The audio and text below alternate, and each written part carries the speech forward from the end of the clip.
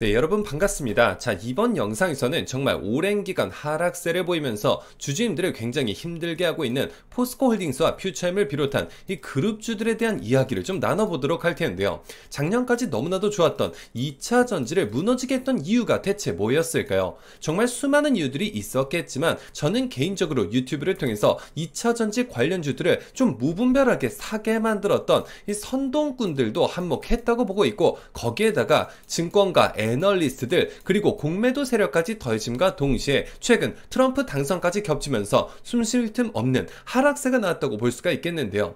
해서 오늘은 그간의 하락 이유들을 좀 명확하게 짚어드리고, 또 반대로 앞으로 충분히 기대감을 가져볼 만한 숨겨진 이슈들, 거기에다가 지금 포스코 홀딩스가 지금 이 주가 반등을 위해서 자사주 매입과 소각 그리고 배당금과 관련해 어떠한 생각을 가지고 있는지에 대해서 좀 말씀드릴 예정이니까요.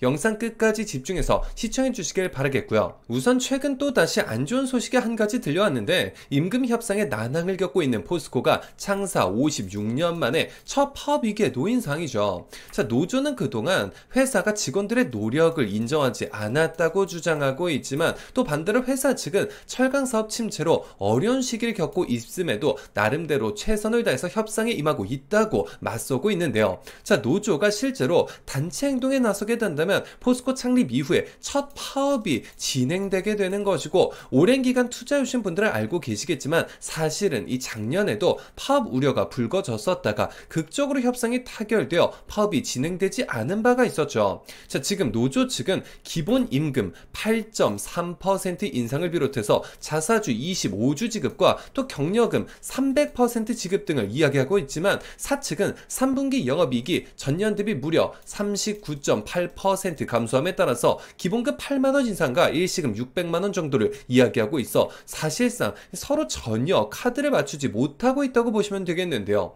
저도 이 대기업 출신으로서 한마디 거들자면, 사실 회사 매출과 영업이익이 좋아졌을 때 성과금 등을 받는 게 맞다고 생각을 했었지, 회사가 어려움을 겪든 말든 그냥 무조건적으로 더 달라고 하는 건 개인적으로 이해가 가질 않습니다.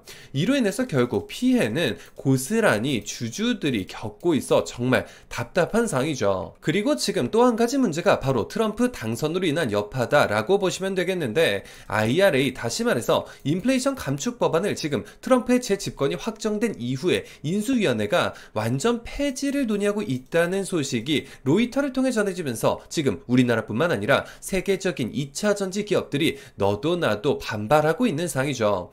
당연히 그렇게 생각할 수밖에 없는 게, IRA 자체가 일종의 조약이나 다름이 없었고, 실제로 막대한 인센티브를 줄 테니까 미국에 공장을 지어달라는 요청에 더해서 이 글로벌 제조업을 장악하고 있는 중국을 견제하겠다면서 한국에 도움을 요청하는 분위기까지 보였었는데, 이제 와서 폐지라니, 아니 그러면 지금까지 미국에 들어간 막대한 투자금들은 대체 어떻게 하라는 걸까요? 때문에 지금 K2차전지 관련주들에게는 타격이 올 수밖에 없는 문제인 게, 바이든 정부의 요청에 가장 먼저 그리고 적극적으로 호응을 했던 게 바로 우리나라 기업들이었고, 실제로 무려 49조 원이 훌쩍 넘는 금액을 투입한 것으로 예상하고 있는데요. 때문에 2024년 올 한 해 2차 전지를 정말 딱 한마디로 요약을 하자면 기나긴 터널, 그리고 그 터널의 끝자락이다 라고 표현을 하고 싶은데, 자, 우선 24년 3분기까지 누적 글로벌 전기차 판매량은 약 1136만 대로 작년 동기간 대비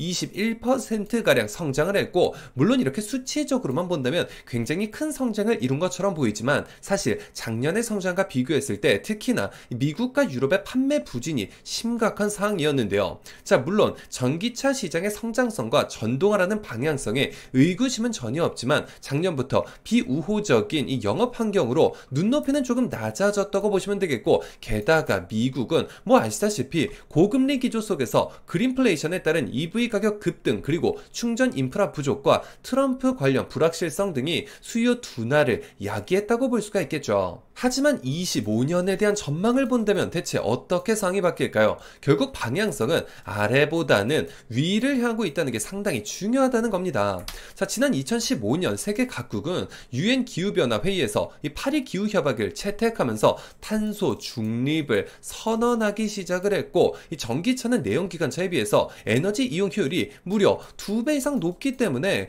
에너지 소비를 오히려 줄이면서 탄소 배출량까지 감축시키기 때문에 지금 당장 부정적인 요인이 한두 가지 생겨났다고 해서 전 세계적인 기조 자체에 흔들림은 있을 수가 없다는 거겠죠. 자, 애당초 팬데믹 이후에 2차 전지 시장이 워낙 급격하게 성장을 해왔기 때문에 계속해서 같은 속도로 가길 바라는 게 투자자들의 마음이겠지만, 아무리 세계적인 성장섭이라고 해도 예상치 못한 걸림돌은 있을 수밖에 없겠죠. 자, 그때 당시 러시아 전쟁을 예측할 수도 없었으며 미국의 IRA 관련 문제, 그리고 원자재값 상승까지 이 같은 문제들을 모두 이겨내면서 단 한 번도 꺾이지 않고 성장할 수 있는 사업이 과연 있을 수가 있을까요? 절대 없다는 겁니다. 자, 그러면 정말 포스코 그룹주들의 주가가 언론가 그리고 유튜브 전문가들의 말처럼 지금의 주가 수준에서 계속해서 머무르게 될까요? 한간의 말처럼 위기에 봉착해서 회복하지 못하는 상황일까요? 당장 하루하루만 놓고 본다면 물론 당장 내일부터 급반등하지는 못하겠죠.